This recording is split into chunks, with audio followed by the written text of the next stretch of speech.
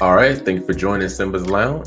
We're going to go ahead and get right into it. As you already know, for the past week, a little bit over a week, almost 2 weeks, ever since the video dropped that the feds released of Diddy, Sean Puffy Combs, Love Daddy, Diddy the Diddler, however, or whatever he is calling himself these days, it showed him brutally beating and stopping Cassie from actually getting away. So what we're going to do is take a trip down memory lane, and we're going to revisit one of the interviews he did with Ellen DeGeneres on her show.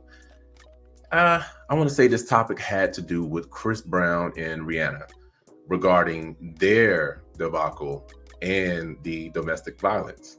So let's go ahead and jump right into it. Definitely pay attention. Tell me what you think in the comments once we finish. All right, let's go. The perfect thing, because I would like you to clear something up. There's a lot of talk going on with Chris Brown being at your place in Miami, and you arranging Chris and Rihanna getting back together. Now, you want to talk about that? See, I wouldn't use my Twitter to talk about that because that's somebody else's business. I know, but you gave them your house. Yeah. But we're talking about Twitter. Yeah.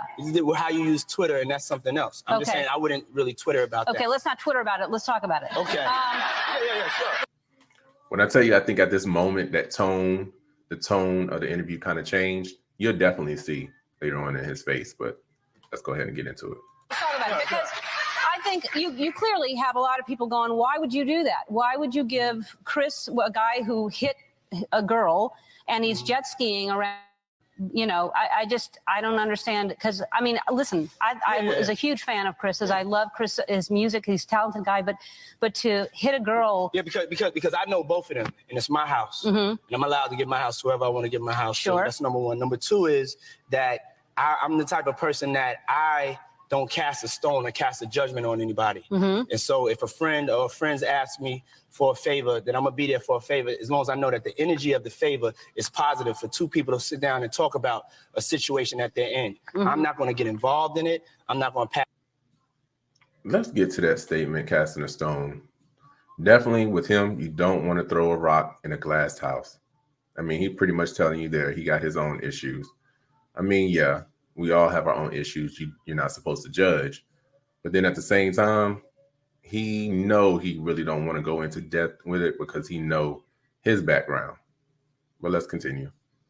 Pass judgment on it. If I could be there as a friend during hard times, then I'm gonna be there as a friend. Right. But I don't know the exact particulars.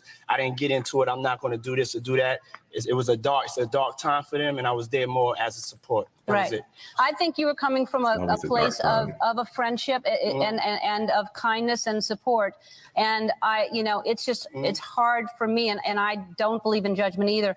But I don't want any girl out there thinking it's okay to go back to a guy who hit her. I don't want any girl to think that. I don't think. And I don't mean to put you in this. It's not you. No, but you all put me in it. So I'm gonna speak on it. I don't think that it's right for anybody to hit anybody at the end of the day, and I don't think it's right.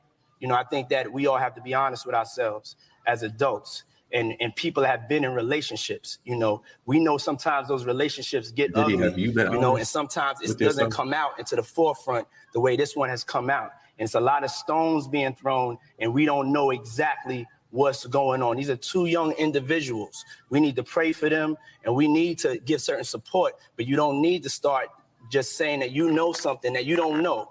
You wasn't in that car. I wasn't in that car, and it isn't right for him to put his hands on her or her to put his hands on him. And we don't know what the problem is, but we need to pray for them, and we need to do things to support them. And that's all I want to say about it. I agree. So just to his point, yes, Diddy, we do not know what happened in that hotel room. But whatever happened in that hotel room caused Cassie to hurt and pack her things, quickly move down the hallway to get to the elevator to escape from you. What we do know, of course, after that video drop, was that you beat her. In lack of better words, I wanted to say something else, but yes, you went in. It's almost like you knew the control that you had over her. And also, too, going down that hall as if you couldn't be seen. That's that ego again. You're powerful. You don't have no cares or worries in the world. So then you get there and then you basically grab her by her neck, throw her down, kick her a couple of times, hit her, and then drag her. So that is what we do know. We do know that Cassie was defenseless. We do know that she wasn't hitting you back. We do know that she weighs maybe $130 wet around that time. Come on, Diddy. But let's continue. Thank you. I want to support them. Here's how I'm going to help you now. Look at his We face. take a break and do it afterwards? Can we dance? Look at Yes. his face. I would like to dance. Mad, upset. I know he is heated and boiling on the inside, knowing that Ellen is pulling his card. He don't like to be tried. He don't like to be questioned. He don't like to be called out. He don't like to be put in compromising positions and having to speak on it. But guess what? Ellen was not dropping this situation. And she was wanting to get an answer from you, and she got one. We take a break and do it afterwards? Can we dance? Yes. I would Take a like to break. dance. Dance. Do it. Take it.